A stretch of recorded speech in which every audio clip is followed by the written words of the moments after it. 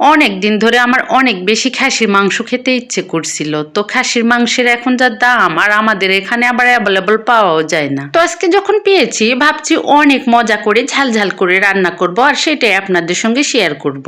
তো আমি এখানে 2টা মানুষের খাওয়ার জন্য 1/2 কিলো মাংস নিয়েছি। আদা, রসুন, জিরা আর কাঁচামরিচ বেটে নিয়েছি, আর এখানে পেঁয়াজ নিয়েছি আর গোটা রসুন নিয়েছি।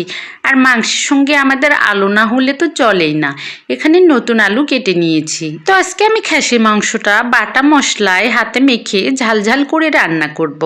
প্রথমে এর মধ্যে দিয়ে দিলাম কুচনো পেঁয়াজ, তারপরে দিয়ে দিলাম স্বাদমতো লবণ, এখন দিয়ে দিলাম হলুদের গুঁড়া, তারপর দিয়ে দিলাম মরিচের গুঁড়া। আর এইদিকে তো আমি কাঁচা লঙ্কাও বেটে রেখেছি, সেটাও দিব, অনেক ঝাল করে রান্না করব। তো তারপর দিয়ে দিলাম জিরা বাটা, তারপর দিয়ে দিলাম কাঁচামরিচ বাটা আর আদা রসুন বাটা, সবকিছু পরিমাণ মতো দিয়ে এখন দারুচিনি, তেজপাতা আর এলাচটা দিয়ে দিলাম।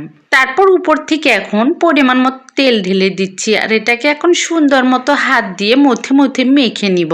খাসির মাংস মাখানোটা কিন্তু যত ভালো হবে, রান্নাটাও কিন্তু ততটাই মজা হবে। তো আমার মাংসটা খুব সুন্দরভাবে মাখানো হয়ে গেছে, এখন উপর থেকে পানি দিয়ে দিলাম। পরিমাণ মতো পানি দিয়ে রান্নাটা এখন বসিয়ে দিলাম, আর উপর থেকে 2টা গোটা রসুন দিয়ে দিলাম। খাসির মাংস মানে রসুন না হলে চলেই না। আর এখন আলুগুলো ভেজে নিচ্ছি। আলুতে সামান্য পরিমাণ লবণ আর হলুদ দিয়ে দিয়েছি, দিয়ে আলুগুলো সুন্দরভাবে ভেজে নিচ্ছি। এখন আলুগুলো আমার ভাজা হয়ে গেছে, তুলে নিব। এর পাশে মাংসটাও এখন সুন্দরভাবে কষিয়ে নিব। মাংসটা মোটামুটি কষানো হয়ে গেছে, এখন এর সঙ্গে আলুটা অ্যাড করে দিব। তো উপর থেকে সুন্দরভাবে আলুটা দিয়ে দিলাম। আলু দিয়ে এখন মাংসটা আরো সুন্দরভাবে কষিয়ে নিব।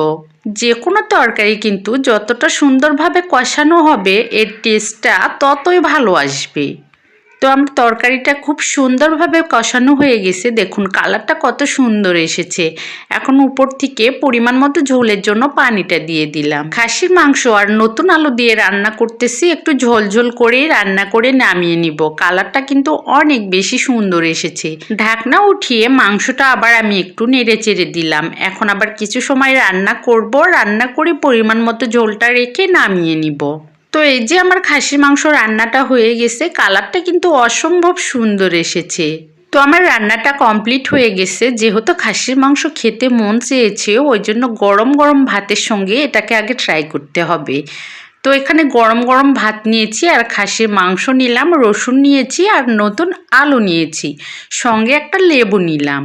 খাসির মাংসের সঙ্গে নতুন আলু, মাংসের চেয়ে কিন্তু আলুটাই খেতে বেশি মজা লাগে। তো গরম ভাতের সঙ্গে লেবুটা চিপে নিলাম, তারপরে আলু দিয়ে প্রথমে ট্রাই করলাম।